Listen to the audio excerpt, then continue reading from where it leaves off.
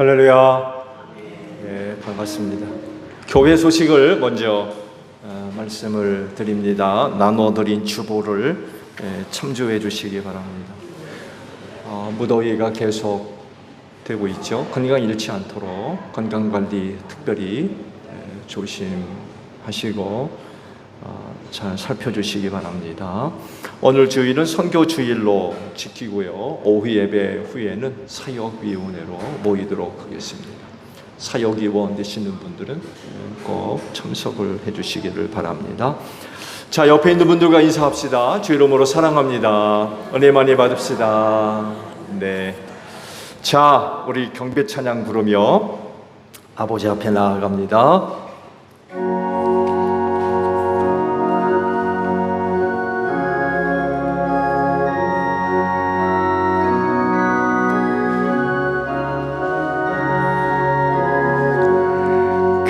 그 일을 행하신 하나님께 주 예수님이 나여 기뻐하네. 주 예수님 우리가 만날 때에 그 기쁨을 어디에 비하리요. 우리 주 높이세 귀한 말씀 듣고 우리 주 높이세 모두 기뻐하며 주 예수님이 미워 하나님께 그 행하신 큰 역사 찬양하세.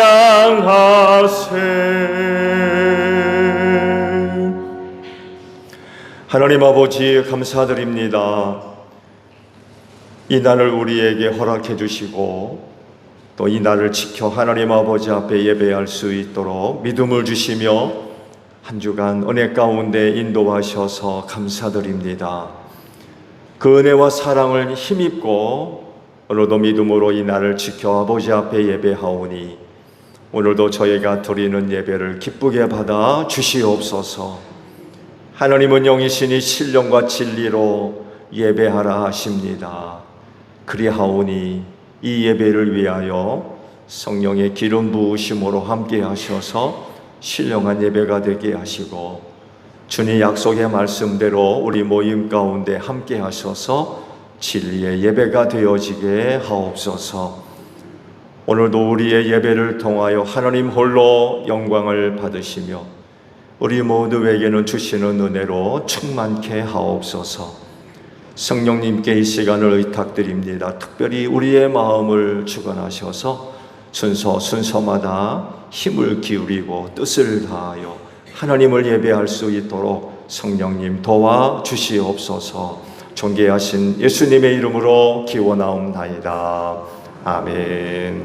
회개 기도합니다.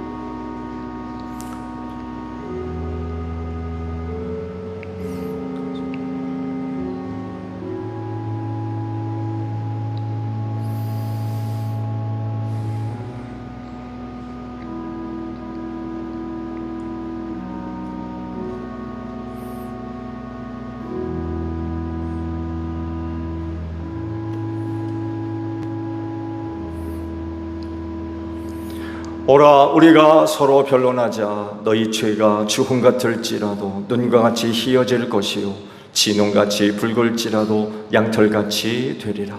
이 말씀대로 진심으로 회개한 여러분의 모든 죄를 예수 그리스도의 십자가의 은혜로 용서하셨습니다.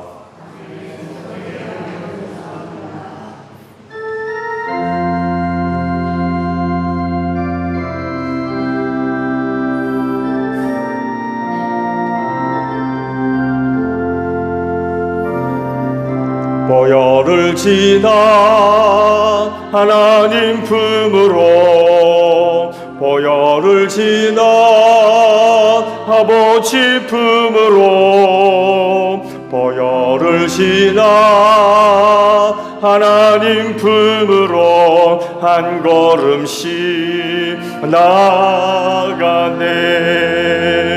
존귀한 주 보혈이 내 영을 새롭게 하시네. 존귀한 주 보혈이 내 영을 새롭게 하네.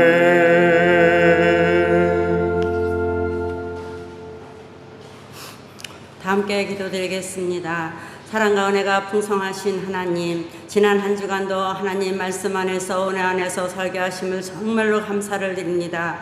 이 하나님 아버지 여름 날씨, 무더운 날씨에도 하나님께서 지켜주시고 저희들 하나님 아버지의 심령에 하나님께서 함께 하신 아버지 진심으로 감사를 드리며 또 한 주간도 은혜 안에서 살아갈 수 있도록 성령님 도와주시옵소서. 저희 소장교회 성결교회 성도들 늘 건강하게 하시고 하나님의 말씀을 의지하게 하시고 하나님의 말씀을 순종하는 조정제 성결교회 성도들이 다 될 수 있도록 성령님 도와주시고 건강한 교회, 아름다운 교회, 또 하나님 아버지 은혜의 교회가 될 수 있도록 하나님 도와주시옵소서. 이 한 시간 우리 임성규 목사님 말씀을 대언하실 때에 그 말씀이 저희들에게 마음 골수골수마다 그 말씀이 들어갈 수 있도록 성령님 인도하여 주시옵소서. 또 하나님 아버지 또 조정제 성결교회 또 장로님 한 분을 세우기 위해서 늘 기도하고 있습니다. 그 기도에 응답이 될 수 있도록 성령님 도와주시옵소서. 모든 걸 예수님의 이름으로 기도드리옵나이다. 아멘.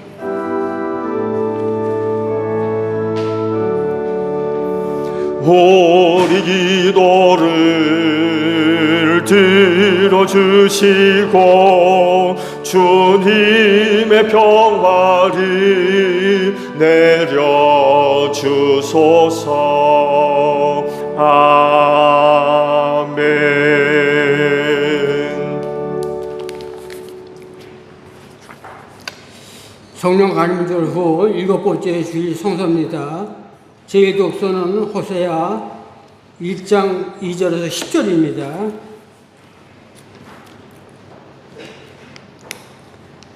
주님께서 처음으로 호세아를 삭혀 이스라엘 사람들에게 말씀하실 때에 주님께서는 호세아에게 다음과 같이 말씀을 하셨다. 너는 가서 음란한 여인과 결혼하여 음란한 자식들이 나와라. 이 나라가 주를 버리고 떠나서 음란하게 살고 있기 때문이다.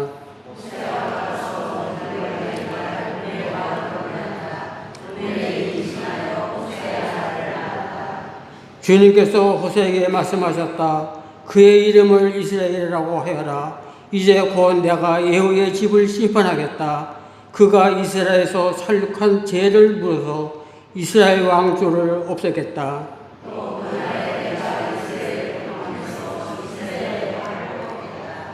고멜이 다시 입신하여 딸을 낳았다. 이때에 주님께서 호세에게 말씀하셨다. 그 딸의 이름은 로루하마라고 하여라. 내가 다시는 이스라엘 족속을 불쌍히 여기지도 않고 용서하지도 않겠다.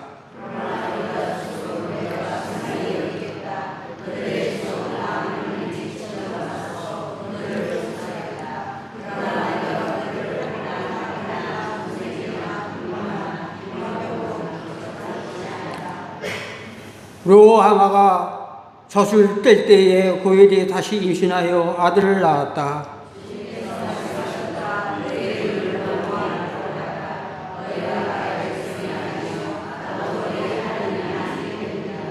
다 같이 합독하시겠습니다.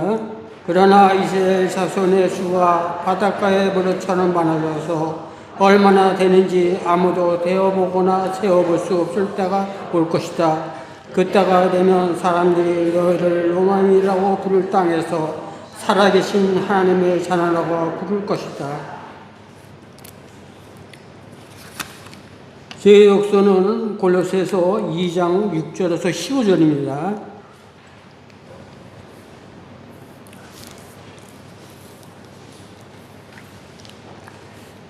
그러므로 여러분이 그리스도 예수를 주님으로 받아들이시니 그분 안에서 살아계십시오.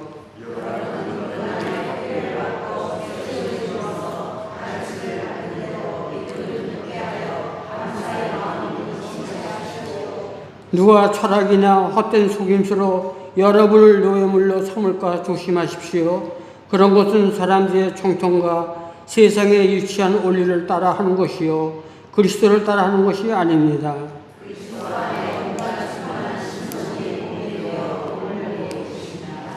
여러분도 그분 안에서 충만함을 받았습니다. 그리스도는 모든 통치와 권세의 머리이십니다.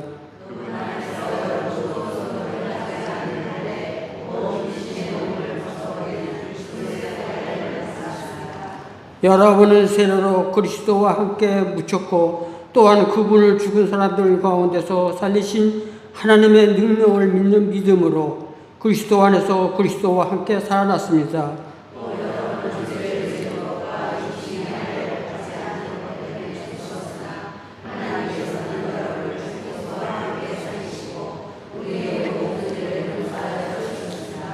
하나님께서는 우리에게 불리한 조문들이 들어있는 빈 문서를 지워버리시고 그것을 십자가에 못 박으셔서 우리 가운데서 제거해 버리셨습니다.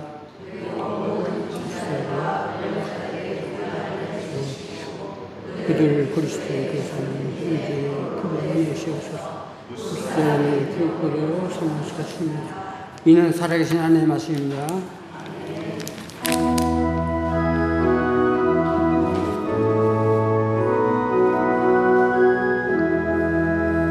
주님의 귀한 말씀은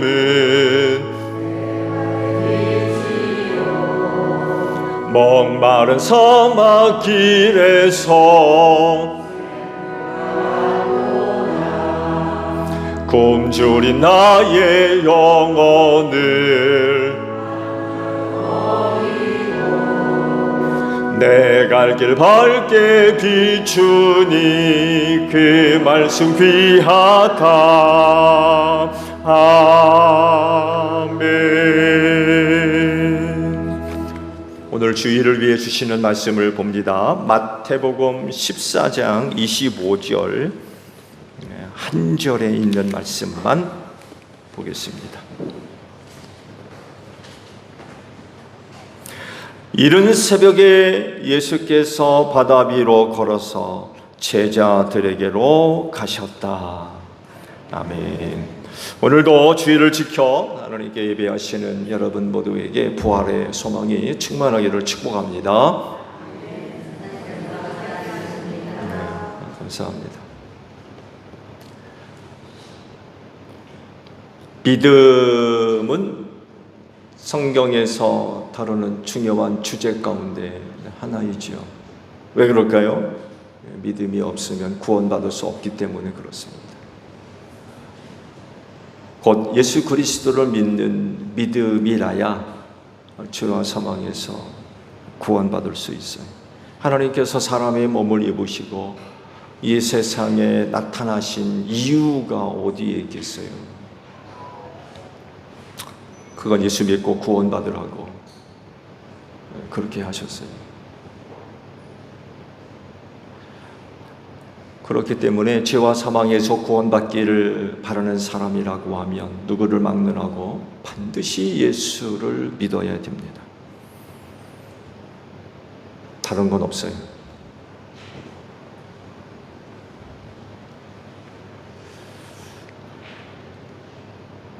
이건 하나님이 정하신 거죠. 그래서 따라야 돼요. 지켜야 되고 순종해야 됩니다. 인간이 구원받기 위해서 스스로 할 수 있는 일이 있나요? 없죠. 왜냐하면 인간은 죄를 지었기 때문에 용서를 받아야지 용서할 수 있는 존재가 아니에요. 그래서 인간에게는 자기 죄를 해결할 수 있는 방법도 없고요, 고난도 없어요. 여러분, 죄는 누구한테 진 겁니까? 나한테 진 건가요? 내 옆에 앞뒤에 앉아있는 누구한테 지은 겁니까? 여러분, 죄는 하나님께 지은 겁니다.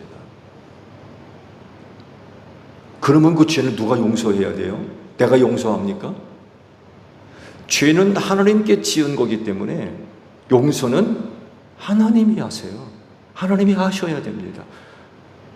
죄는 하나님께 짓고는 내가 죄를 사할 수 있어요? 그건 있을 수가 없는 거죠. 그 용서는 하나님이 하시고 우린 용서 받아야만 합니다. 그래서 하나님이 정하신 용서법, 바로 예수 그리스도를 믿는 것입니다. 예수를 믿으면 용서받습니다. 그래서 천국 갈 수 있어요. 그래서 여러분들 개개인에게 여쭤볼게요. 여러분의 믿음은 뭡니까? 여러분의 믿음.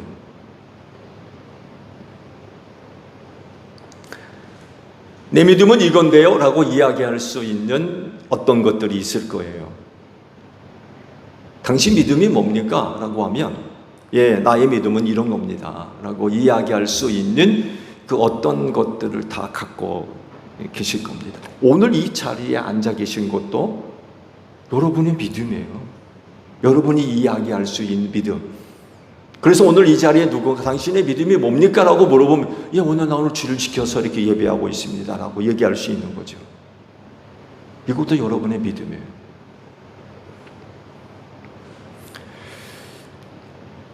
믿음은 하나이죠.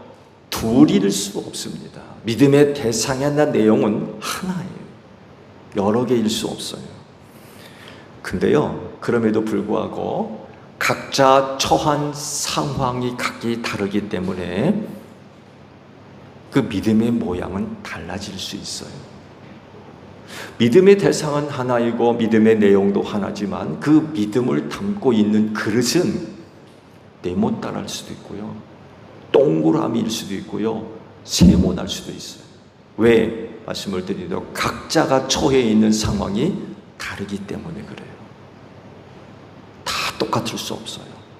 같은 믿음이지만 믿음을 담고 있는 그릇, 곧 상황에 따라서, 처지에 따라서 누구는 이렇게, 누구는 저렇게 그 믿음의 모양들을 보여주는 거죠. 자, 그렇다고 하면 끝날, 세상 끝날이라고 하는 이 시대를 우리가 지금 살아가고 있는데, 이 끝날에 여러분에게 있는 믿음은 어떻습니까? 어떤 믿음인가요? 우리는 이 날을 피할 수 없어요. 대통령이 됐던, 아니면 말단 부하 직원이 됐던, 있는 자건 없는 자건, 끝날이라고 하는 이 시대적인 상황을 거부할 수 없어요. 누구나가 다 똑같이 이 끝날을 지금 보내고 있고 그날에 지금 다가오고 있잖아요. 이때 여러분에게서 보여지고 있는 믿음은 어떤 믿음입니까? 오늘 그걸 말씀드리려고 그래요. 먼저 우리가 속해 있는 시대적인 상황을 좀 바르게 이해를 해야 되겠죠. 즉 예수님의 재림과 맞물려 있는 이 끝날의 현상들이 지금 끊임없이 일어나고 있어요. 마태복음 24장을 보게 되면 끝날에 관련된 그런 그 귀한 말씀을 하셨죠. 끝날에 이러이러한 일들이 있을 것이다 라고 경고의 말씀을 해주셨고, 어떻게 보게 되면 제자들에겐 참 은혜로운 말씀이 되었죠. 왜? 미리 알게 됐으니까. 그래서 그날에 합당하게 살 수 있도록 하셨죠. 참 큰 은혜예요. 몇 가지로 정리를 해서 말씀을 드리면, 예수께서 끝날에 관련된 말씀을 제자들에게 몇 가지를 하셨죠. 거짓 그리스도, 곧 적그리스도에게 속지 말아라. 속지 말라고 그랬어요. 이단들도 포함되겠죠? 속지 말아라. 여기저기서 전쟁이 일어날 것이라고 하셨고요. 또 여기저기서 기근과 지진이 일어날 것이라고 하셨고요. 제자들한테는 너희가 환난을 당할 거라고 그랬어요. 그리고 죽임까지 당할 거라고 그랬어요. 죽임까지 당할 거다. 또 모든 민족에게서 미움을 또 받을 거라고 그러셨고요. 심지어는 많은 사람이 걸려 넘어질 거라고 그러셨고, 서로 넘겨주고 미워할 것이라고도 하셨고, 거짓 예언자들이 많이 일어나서 너희를 홀릴 거라고도 하셨고요. 불법이 성하고 많은 사람의 사랑도 식어질 거라고 그랬어요. 그리고 마지막으로 이렇게 마치셨어요.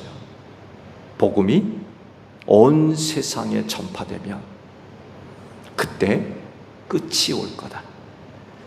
이런 말씀으로 끝날에 일어날 일들을 마치셨어요. 그렇다고 하면 오늘 여러분들이 속해 있는 이 세상에서는 어떤 일들이 몇 가지나 지금 이루어지고 있다고 생각하십니까?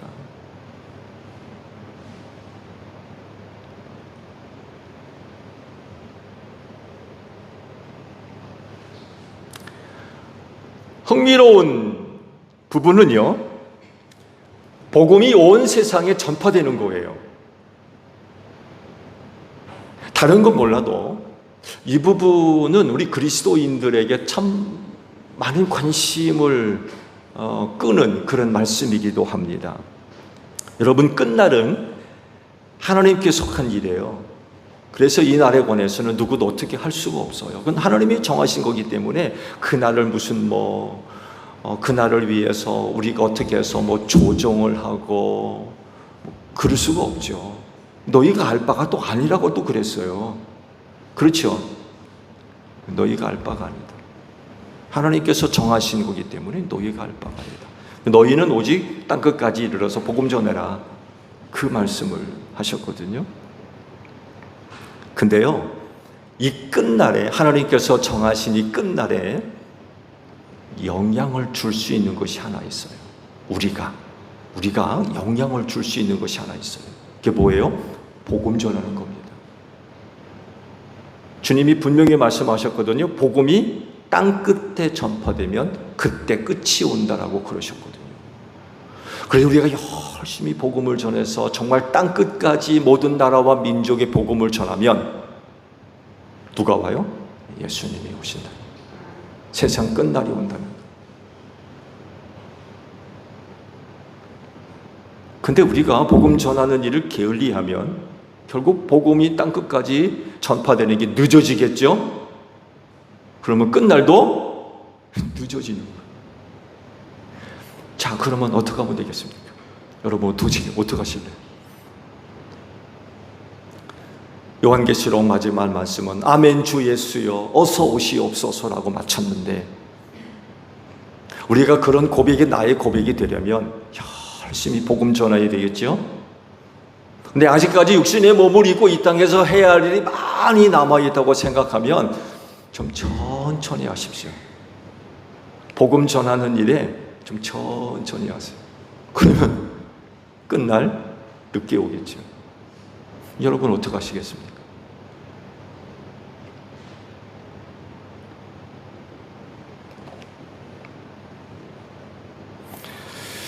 세상 끝날에 일어날 현상들이 긍정적이지를 않죠. 그렇죠? 많은 어려운 일을 겪을 수밖에 없다는 것을 알 수 있어요. 예수께서 하신 말씀을 보면 굉장히 부정적이에요. 이거 누구만이 겪는 일이 아니라 거의 세대를 살아가고 있는 모든 사람들이 겪을 수밖에 없는 어려운 일들이에요. 그래서 고통당하는 사람들이 너무나도 많이 있다는 거죠. 너무나도. 근데 그러고 보면 우리 대한민국에 살고 있다는 것이 여전히 남북 간의 그런 대치 갈등이 해소되지는 않았지만 그나마도 참 행복한 것 같아요. 은혜인 것 같아요. 이 땅에 살고 있다라고 하는 게 참 은혜인 것 같아요. 지금 곳곳에서 일어나는 일들을 한번 생각해 보세요. 이건 정말 지옥이죠, 지옥. 근데 참 이 땅에 살고 있다는 게 참 큰 은혜인 것 같아요. 통일만 됐으면 참 좋겠는데.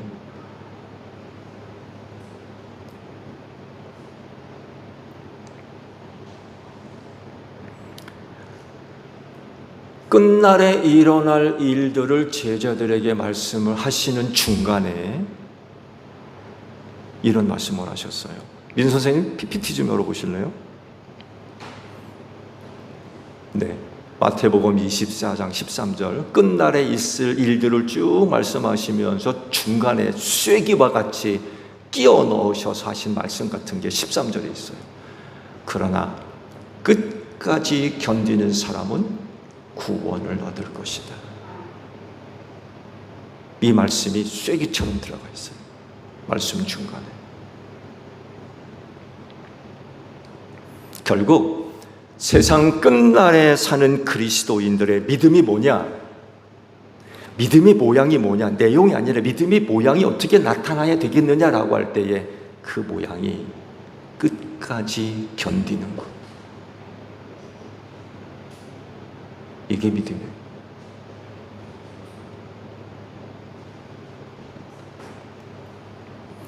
각자 처한 상황이 다르기 때문에 믿음의 모습도 각자 다르게 나타나요. 누구는 이렇게, 누구는 저렇게. 예.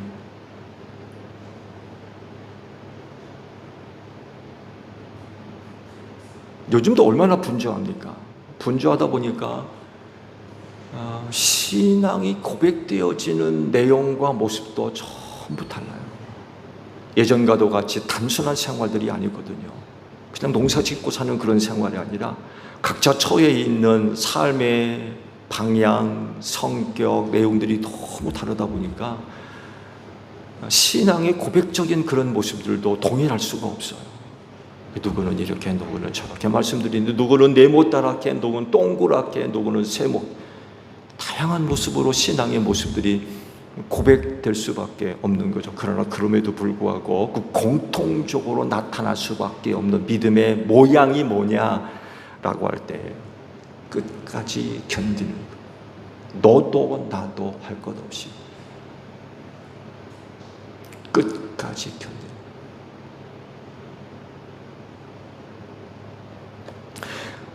오늘 우리가 이렇게 주일날 교회에 나와서 예배 드릴 수 있다라고 하는 건 정말 큰 은혜죠.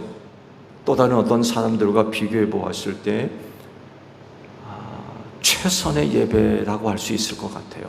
그렇죠. 적어도 이날 이 시간에 이렇게 예배 드린다는 건 최선의 예배가. 근데 최선의 예배를 드리지 못하고 차선의 예배. 이용자 권사님 같은 경우는 보세요. 병원에 계시거든요. 고관절 다치셔가지고 꼼짝 못하고 계세요. 아마 드리고 있다면 지금 유튜브를 통해서 예배 드리고 계시려나요? 차선의 예배죠. 차선. 근데 그 차선도 안 돼가지고 차차선.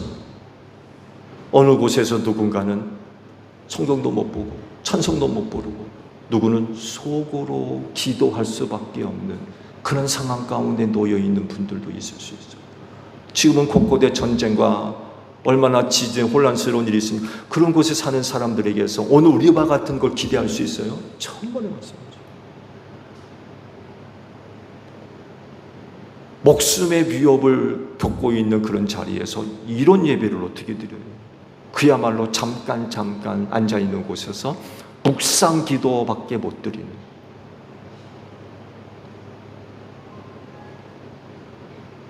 그런 모습을 보면서 그게 신앙이라고 얘기할 수 있어요?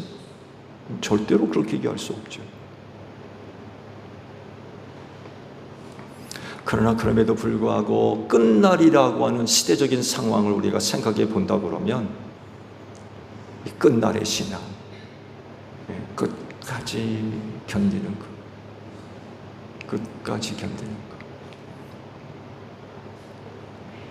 오늘 주일에 주신 말씀, 너무나도 유명한 그런 그 말씀이죠. 물 위를 걸으신 예수. 물리 법칙을 완전히 깨뜨렸죠. 물 위를 어떻게 걷습니까? 근데 물 위를 걸으셨어요. 근데 예수님만 그런 게 아니었죠. 인류 최초로 물리 법칙을 깨뜨리고 물 위를 걸은 인간이 하나 있어요. 누굽니까? 베드로입니다. 여러분, 베드로가 인류 최초로 물 위를 걸었습니다. 그 기분이 어떨까요? 상상할 수 없는 일이 그때 일어났던 거죠. 오병이어의 표징을 행하시고 나서 제자들과 헤어지십니다. 그리고는 갈릴리 호수 건너편으로 건너가게 하시고 마가복음에 의하면 예수님 따로 산 위로 기도하러 가셨다고 그래요. 제자들은 배를 타고서 갈릴리 호수 건너편으로 이제 건너가려고 배를 타고 이제 움직이기 시작을 했지요. 그렇지만 풍랑을 만나가지고 시달리기 시작했어요. 맞바람이 불었나 봐요. 거기다가도 풍랑이니까 굉장히 고생했던 것 같아요. 굉장히 고생. 이른 새벽이 돼서도 건너가질 못했어요. 이른 새벽이 돼도 갈릴리 호수를 못 건너갔어요. 그러면 당시 풍랑이 얼마나 세게 불었는가를 알 수 있죠. 아마 그 배를 타고 있던 제자들은 두려움을 느끼지 않았을까 해요. 두려움. 야, 여기서 빠져 죽는 거 아니야? 얼마나 큰 풍랑이었으면 새벽녘까지 못 건너가고 있었겠어요.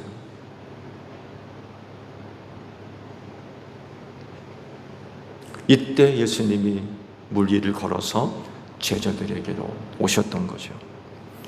이를 본 제자들이 뭐라고 그래요? 말씀을 다 보지 않았지만 유령이다 하고 소리를 지르고, 아마 자기들을 붙잡아서 갈릴리 호숫가로 잡아 들어갈 그런 유령으로 봤나 보죠.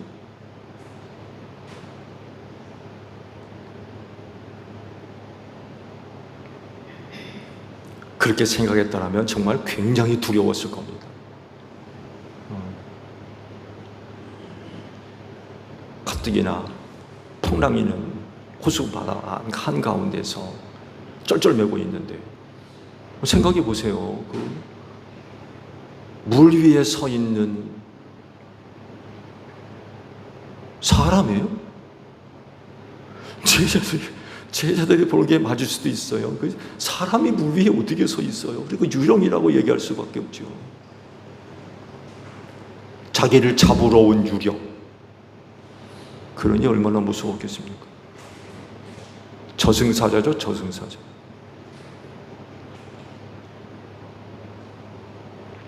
근데 그러시죠. 안심해라, 안심해라, 나다. 두려워하지 말아라.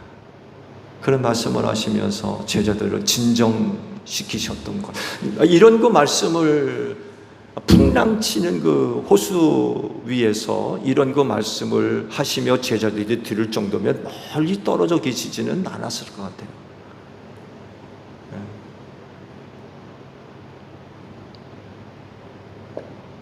한경재 사모님 정도 거리가 됐을까요? 큰 소리를 하게 되면 들릴 정도의 거리. 멀리 계시지는 않았던 것 같아요.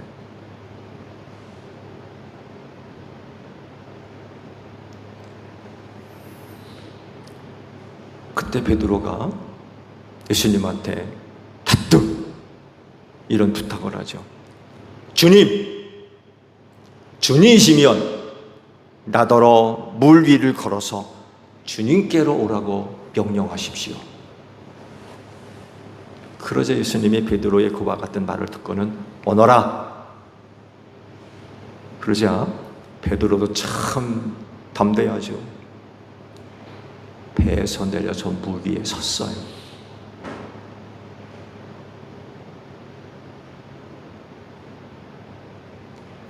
여러분 같으면 할 수 있습니까? 그것도 믿음인 것 같아요. 그 예수님을 믿지 않으면 그 배에서 내려서 물 위에 서겠습니까? 물 위에 어떻게 서요?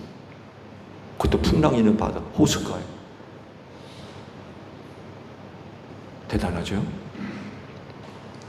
최초로 물 위를 걸은 인간이 됐어요. 걸어서 예수님께로 가다가 그만 물에 빠져가죠. 이유를 보게 되면 거센 바람이 불어오는 것을 보고 무서움에 사로잡혔기 때문이다라고 설명을 하고 있는데, 예수님이 빠져가는 베드로를 건져내면서 하신 말씀은 믿음이 적은 자요 라고 말씀하셨어요. 그 결국 믿음의 문제였어요.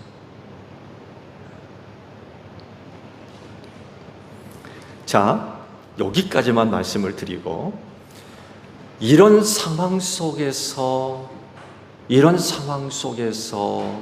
보여줘야 할, 또 갖고 있어야 할 믿음은 뭡니까?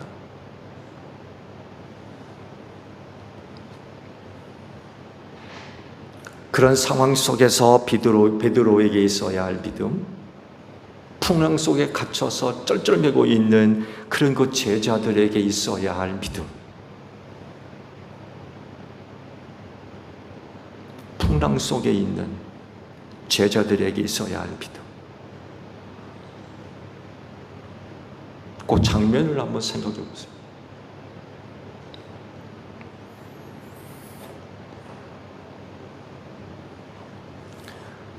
풍랑치는 세상 끝날에,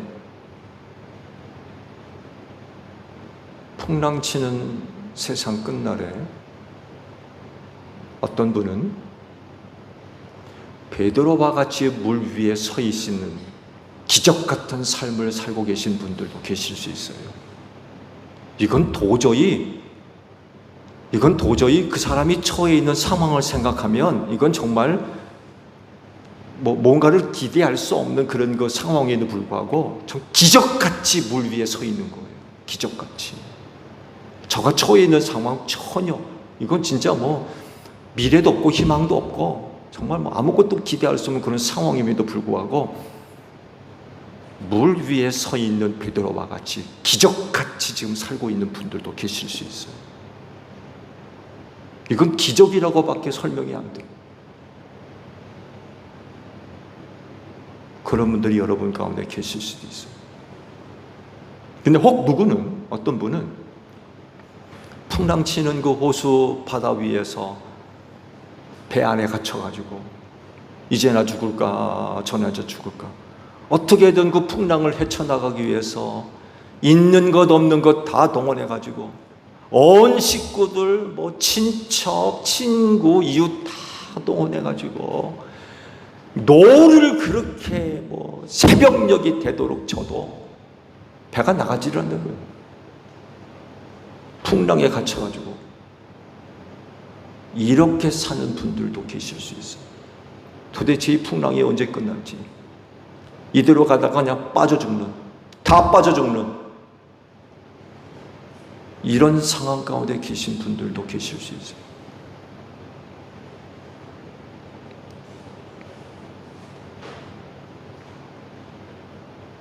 이럴 때 믿음은 어떤 믿음입니까?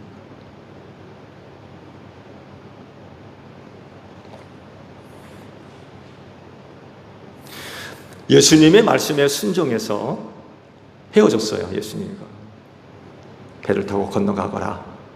순종하죠? 예수님의 말씀에 순종한다는 건 얼마나 선한 모습입니까? 그래서 그날 이후의 행적들에 대한 기대감을 가질 수 있어요. 예수께서 가라 해가지고 갔거든요. 그러면 그 이후의 행적에 우리가 뭘 기대하겠습니까? 좋은 일들에 대한 기대감을 가질 수 있어요. 그렇지 않아요?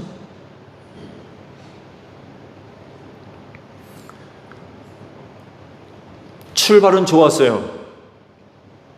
풍랑이 안 일었기 때문에. 또 그날 일어난 일들, 오병이어죠? 그 일까지 있었어요. 물고기 2마리와 보리빵 5개로 5,000명을 먹이고 12광준이나 거두어 드렸어요. 엄청난 화제거리가 됐을 겁니다. 배를 타고 가면서 야, 오늘 예수님이 이런 일인데 제자들이 또 빵을 나눠주지 않았습니까? 또 부스러기를 거둬들이고 그러면서 많은 사람들을 만났을 거예요. 그렇죠? 많은 사람들을 만나면서 들었던 이야기들, 느꼈던 감정들, 아마 배를 타고 가면서 화제였으면 화제거리. 야, 오늘 정말 대단한 일이 있었다. 아마 예수님의 제자된 것에 대한 자부심 굉장히 높아졌을 거예요.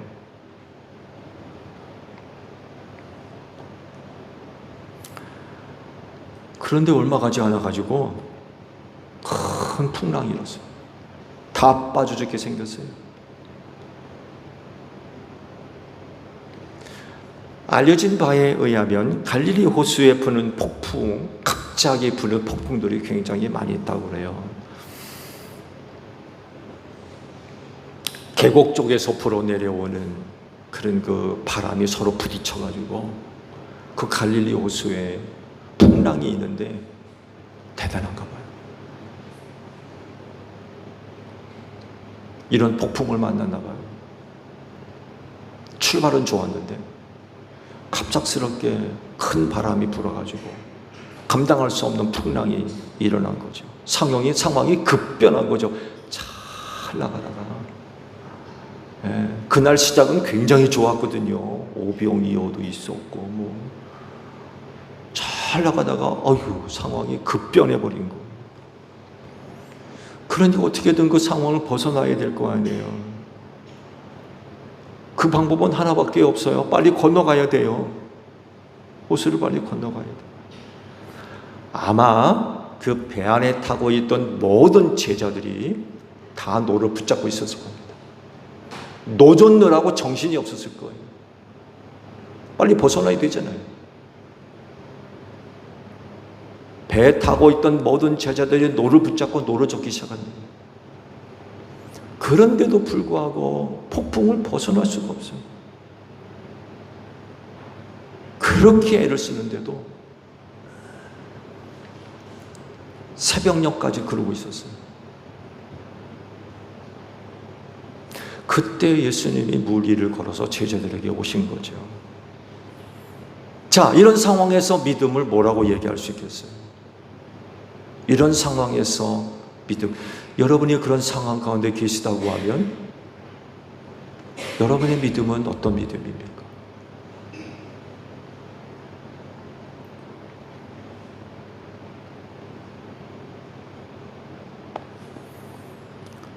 물 위를 걸어서 오시는 예수님을 보고 유령이라고 소리 질렀죠. 물에 빠져가는 베드로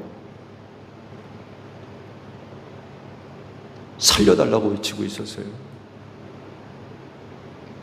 이런 제자들에게 예수께서 3가지를 말씀하셨어요.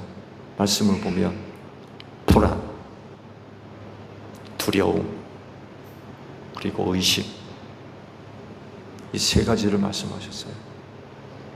유령이라고 소리지는 제자들에게 안심, 불안해하지 말아라.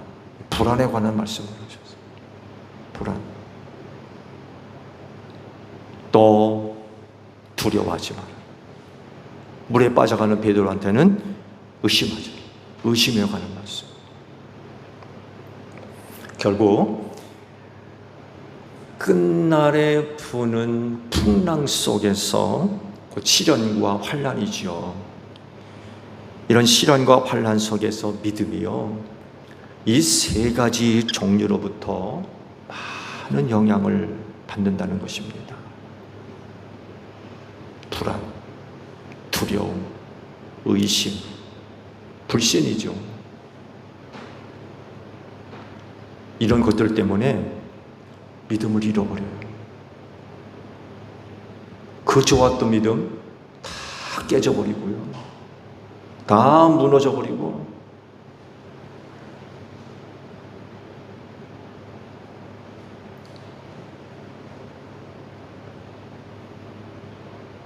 실제로 그렇죠.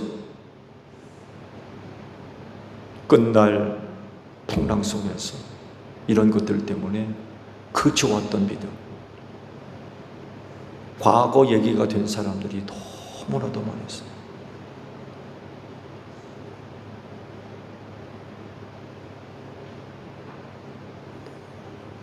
또 질문을 할까요? 풍랑 속에 갇힌 그 제자들의 모습을 보면서 믿음을 뭐라고 얘기할 수 있을까요?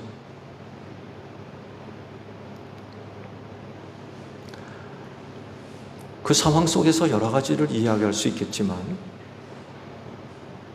이렇게 믿음을 얘기할 수 있을 것 같아요. 끝까지 예수님을 바라보는 것.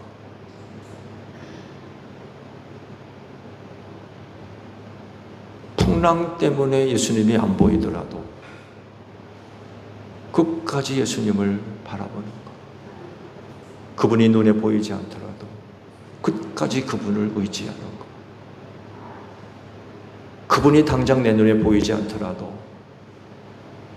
그분의 이름을 부를 수 있는 것, 찾을 수 있는 거죠. 예수님 찾는 것. 이런 질문도 해볼 수 있을 것 같아요. 왜 예수님이 풍랑 속에 갇혀있는 제자들에게 오신 걸까요? 자기 자랑하려고?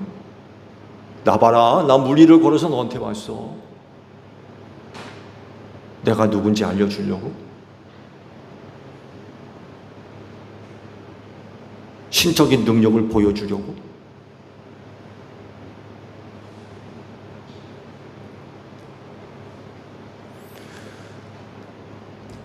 물론 여러 가지로 그 이유를 들 수 있지만 이렇게도 대답이 가능한 것 같아요.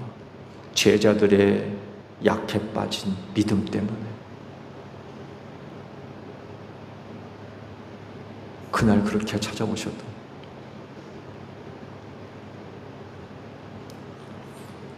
그 첫날 오병이어라고 하는 놀라운 표징을 경험했잖아요. 눈으로 보고, 귀로 듣고, 손으로 만졌고, 입으로 먹기까지 했어요. 거기다 5,000명이 먹었고요. 12광줄이나 거두어 드렸어요. 그렇다고 하면 예수를 믿는 믿음이 어떻게 되겠습니까? 당연히 성숙되고 성장해야 되죠. 믿음의 온전함에 이르는 그런 그 모습들을 갖추고 있어야 된다는 거죠. 그 믿음 가지고 어떤 상황 속에서라도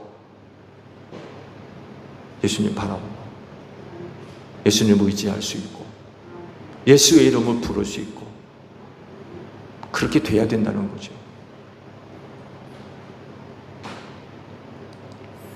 그런데 그로부터 몇 시간이 지나지 않음에도 불구하고 제자들의 모습을 보면 형편없어요. 형편없어요.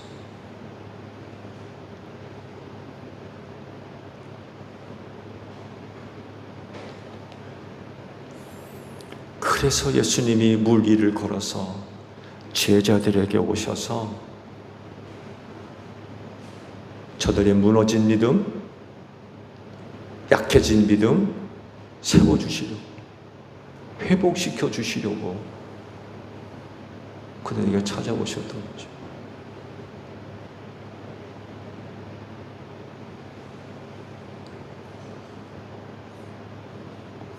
어려운 역경 속에서 두려워하고 불안해하고 의심하면 예수님 못 봅니다.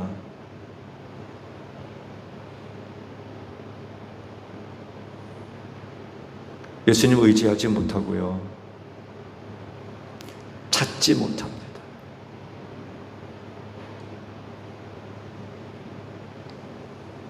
더 심하면 예수님을 저승사자로 볼 수도 있어요. 나 잡으러 온 저승사자. 나를 구원할 뿐이 아니라 믿음이 이렇게 무너져 내리면 예수님이 나를 구원할 뿐이 아니라 저승사자. 그래서 그러잖아요. 괜히 믿었네. 아이고 이럴 바에는 예수 괜히 믿었네. 교회 괜히 다녔네. 왜? 염려, 불안, 의심 이런 것들에서 믿음이 무너지니까. 예수가 저승사자예요. 예수가 저승사자.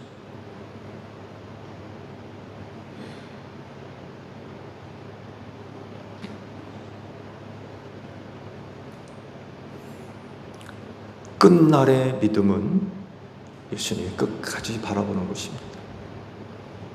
끝날의 믿음은 예수님 찾는 것, 예수님 의지하는 것입니다. 풍랑 속에서 배와 함께 침몰에 들어가는 상황 가운데 있다 할지라도 예수를 바라볼 수 있는 것, 그게 믿음이에요. 그들은 침몰하진 않았지만 최악의 경우 배와 함께 갈릴리 호숫가에 침몰해 버릴 수도 있어요. 그렇다 할지라도 끝까지 예수를 바라볼 수 있는 것, 그게 믿음이에요. 베드로가 주님으로부터 책망 어린 말씀을 듣기는 했지만 아주 소중한 모습을 보여주었어요. 그게 뭐예요? 풍랑이는 물속에 빠져 들어가면서도 예수님을 찾았어요. 보세요. 주님 살려주세요.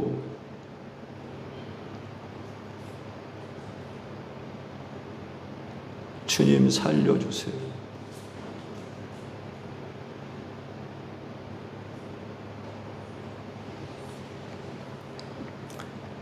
그런 베드로에게 손을 잡아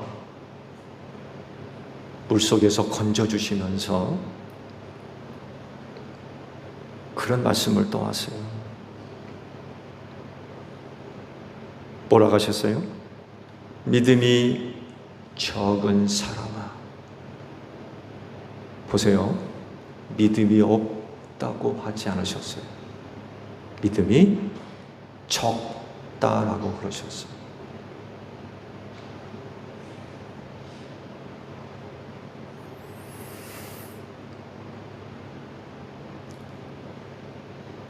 예수님이 우리를 구원하실 때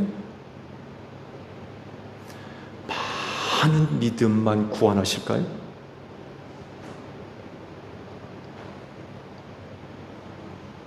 만약에 예수님이 많은 믿음을 갖고 있는 사람은 구원하시는 분이라고 그러면 베드로 빠져 죽도록 내버려 두실 거예요. 너 그 믿음 가지고 어떻게 구원받냐? 네. 그냥 구경만 하실지도 몰라요. 왜? 성에 차지 않거든요. 저런 믿음 가지고 무슨 구원을 받아? 적어도 이 정도는 돼야지. 기준에 못 미치니까 그래 빠져 죽어라. 그러지 않으시고 물에 빠져가면서 죽어야 되잖아요. 물에 빠지면. 근데 그걸 건져주시면서 믿음이 적은 사람아 라고 그랬어요. 곧 믿음이 적다 할지라도 적은 대로 구원해 주시는 분이 우리 하나님이신 줄로 믿습니다. 그래서 믿음이 대단한 거예요.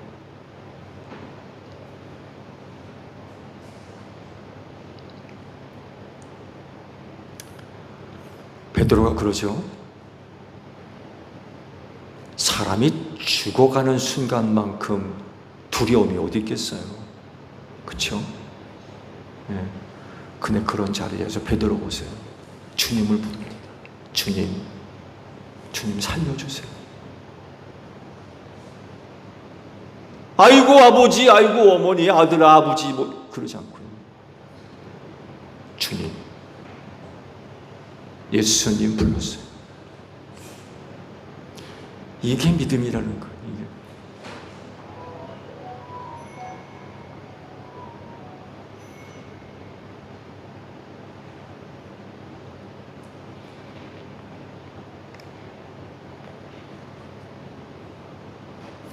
중요한 건 끝까지 그 믿음을 잃어버리지 않는 겁니다. 끝까지 그 믿음을 포기하지 않는 것.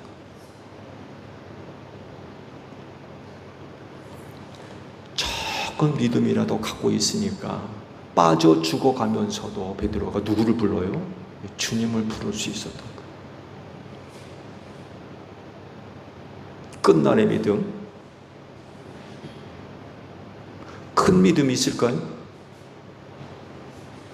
여러분 이 말씀 보세요. 누가복음 18장 8절 하반절에 있는 말씀인데요. PPT 가능한가요?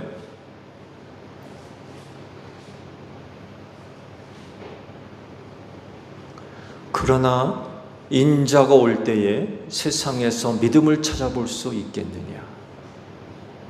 그런 말씀을 하셨어요. 인자가 올 때에 믿음이 있을 자를 보겠느냐.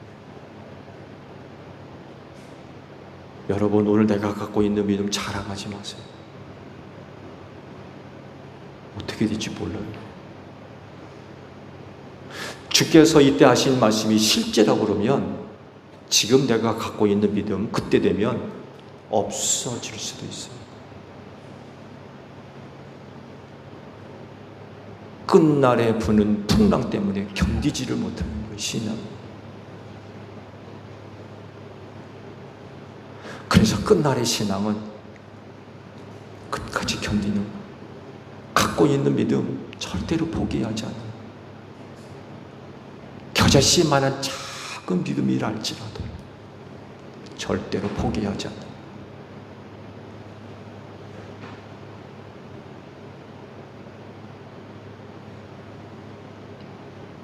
사람들은 저게 무슨 신앙이야? 저게 무슨 믿음이야? 기도 생활을 하나, 주의를 제대로 지키기를 하나, 섬기기를 하나, 그러면서 저게 무슨 믿음이랴? 그럴 수도 있어요.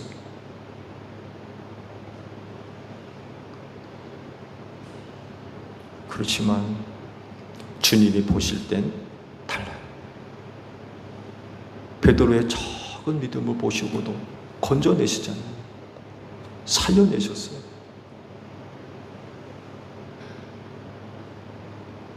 중요한 건 끝날에 믿음 포기하지 않는 것. 끝까지 간직하고 있는 것.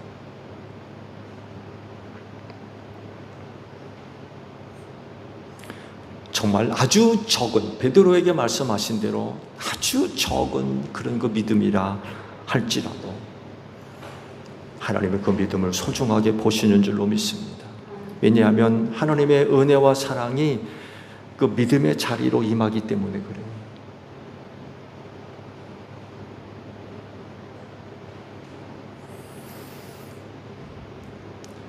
끝날에 여러분의 믿음은 어떻습니까? 어떤 믿음을 이야기할 수 있나요? 어떤 믿음이 됐든지 절대로 포기하지 마세요. 정말 겨자씨보다도 못한 적은 혹은 작은 것이랄지라도 절대로 포기하지 마세요. 끝날에 그 믿음이 여러분들을 구원할 줄로 믿습니다. 오늘도 주의를 통하여서 여러분의 믿음을 새롭게 하는 여러분들이 되시기를 축복합니다. 기도하겠습니다. 폭풍 속에서 제자들의 그 믿음을 새롭게 세워주시려고 찾아오신 예수님, 바라옵건대 하나님, 세상 끝날의 풍랑 속에서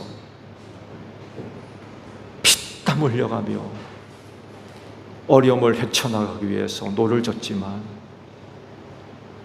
정말로 너무나도 어려운 풍랑 속에 갇혀서 어찌할 바 모르고 있는 주의 사랑하는 자녀들이 있으면 찾아와 주십시오.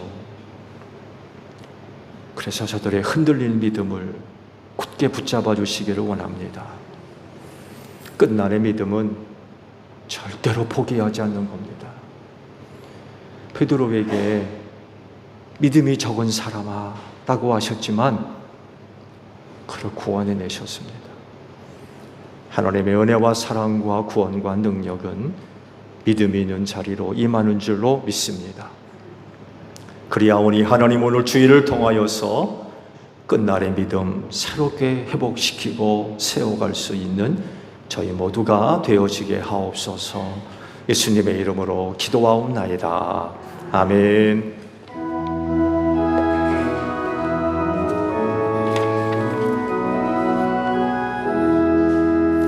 낮에는 구름 기둥과 주 백성 앞에 나타나 하늘의 깊은 지혜를 주 말씀 밝히 알도록 늘 도와주소서. 아멘. 주신 말씀 우리 생각하며 화답 찬양 우리 하나님께 드립니다.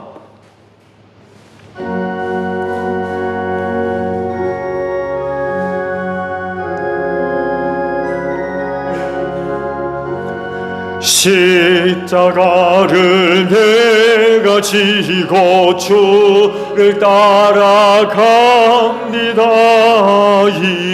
이제부터 예수로만 나의 법에 삼겠네. 세상에서 부귀영화 모두 잃어버려도 주의 평안 내가 받고 영생 복을 받겠네. 주도 권유 당했으니 나도 권유 당하리. 세상 사람 간사하나 예수 진실합니다.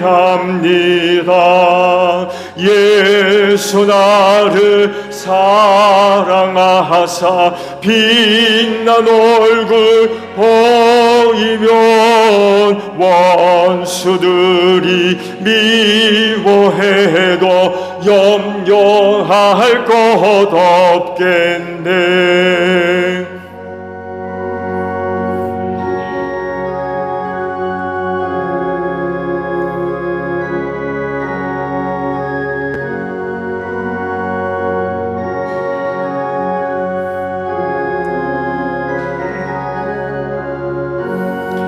내가 핍박 당할 때에 주의 품에 안기고 세상 고쳐 당할수록 많은 위로 받겠네. 주가 주신 기쁨에 기뻐할 것 무엇냐. 주가 나를 사랑하니 기뻐할 것뿐일세. 아멘. 봉헌의 말씀을 함께 나눕니다. 주께서 말씀하시길 내가 제단에 제물을 드리려고 하다가 내 형제나 자매가 내게 어떤 원한을 품고 있다는 생각이 나거든 너는 그 제물을 제단 앞에 놓아두고 먼저 가서 내 형제나 자매와 화해하여라. 그런 다음에 돌아와서 제물을 드려라 하셨습니다.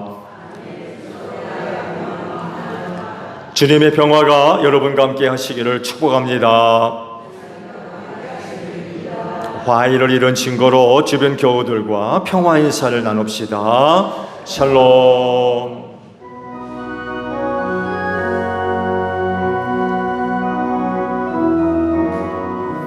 하나님 어린 양 세상의 죄를 없애시는 주여. 하나님 어린 양 세상의 죄를 없애시는 주여. 하나님 어린 양 세상의 죄를 없애시는 주여. 우리에게 평화를 주소서. 여러분, 성경에 이르기를 각자 마음에 정한 대로 해야 하고 아까워하면서 내거나 마지못해 사는 일은 없어야 합니다. 하나님께서는 기쁜 마음으로 내는 사람을 사랑하십니다 라고 하셨습니다.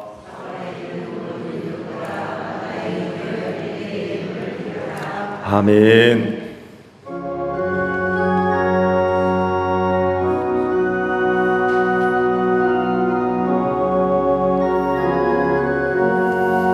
내 영혼이 근정입어 중한 죄짐 벗고 보니 슬픔 많은 이 세상도 천국으로 와도다. 할렐루야 찬양하세. 내 모든 죄 사함받고 주 예수와 동행하니 그 어디나 하늘나라 주의 얼굴 뵙기 전에 멀리 뵈던 하늘나라 내 맘속에 이루어지니 날로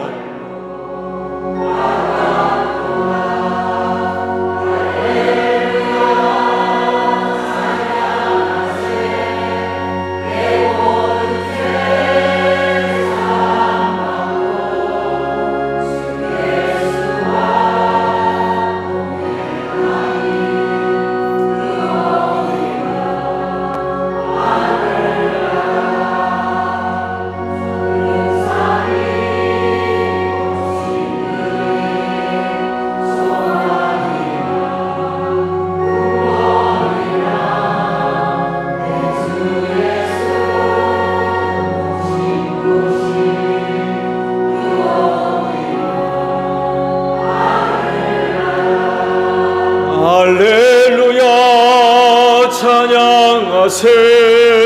내 모든 죄 사함받고 주 예수와 동행하니 그 어디나 하늘나라. 한 주간 삶을 위하여 감사드립니다. 연약함을 아셔서 붙들어 주셨고 부족한 것, 필요한 것 아셔서 공급해 주시고 채워주신 은혜에 감사드립니다. 여러 가지 원치 않은 어려움을 만났을 땐 하나님의 장중의 손에 꼭 붙잡아 주셔서 쓰러지지 않게 하셨고 시험과 환난이 다 지나기까지 우리의 영혼을 하나님의 품 안에 품어주셨던 은혜와 사랑으로 한 주간 살았음을 고백합니다. 앞으로도 내가 갖고 있는 힘과 재주와 능력으로 살 것이 아니라 하나님으로부터 임하는 은혜와 사랑으로 살기를 원합니다. 그리하오니 하늘문을 활짝 열어주시고 필요할 때마다 채워주시고 공급해 주시는 은혜로 살게 하옵소서. 그 은혜는 우리에게 생명이 되고 능력이 되며 도움이 될 줄로 믿습니다. 그래서 모든 일들을 하나님의 영광을 위하여 잘 감당할 뿐만 아니라 우리 앞에 놓여있는 남은 신앙의 경주의 길도 잘 달려갈 줄로 믿습니다. 우리 제1교회 성도들의 삶을 꼭 축복하셔서 저들이 머무는 곳에서 빛되게 하옵소서. 예수 향기 날리게 하옵소서. 축복의 통로들로 소중하게 쓰임받는 우리 제1교회 모든 성도들이 되어져서 가정들 복음화되게 하시고 우리의 이웃들 예수 믿고 구원받는 복된 열매가 맺어지게 하옵소서. 피땀 흘린 예물입니다. 기억하시고 오직 하나님의 영광과 뜻을 위해 사용할 수 있도록 성령께서 귀한 길로 인도하여 주시옵소서. 감사드리며 예수님의 이름으로 기도하옵나이다. 아멘. 파송 찬송합니다.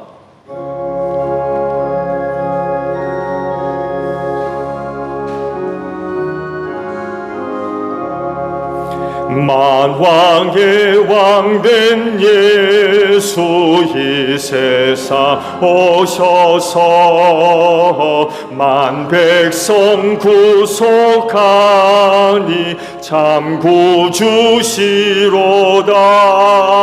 좁은 바람 따라 이 소식 퍼치고 저 바다 물결 따라 이 복음 전하자.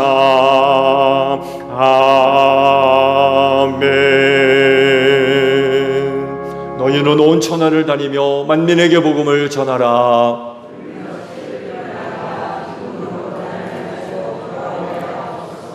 아멘. 지금은 우리 주 예수 그리스도의 은혜와 하나님 아버지의 극진하신 사랑하심과 성령님의 교통하심이 주의를 지켜 아버지 앞에 예배하는 성도들 위해 영원히 함께 하시기를 축원하옵나이다.